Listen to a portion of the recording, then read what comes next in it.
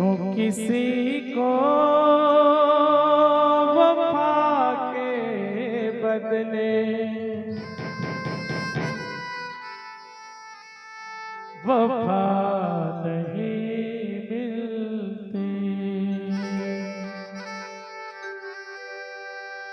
क्यों किसी को खुशी के बदले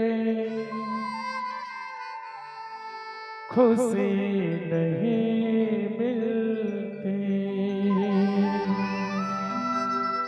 ये प्यार में क्यों होता है,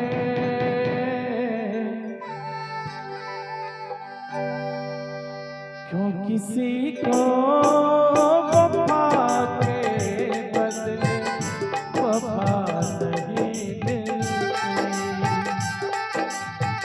क्यों किसी को खुशी के बदले खुशी नहीं मिलती। ये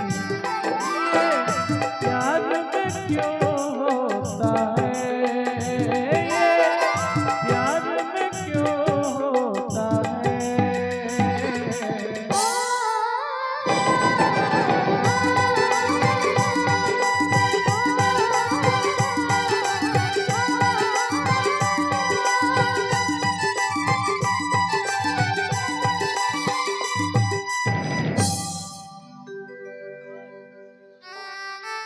और दोबारा प्यार कर मेरे सोनाली।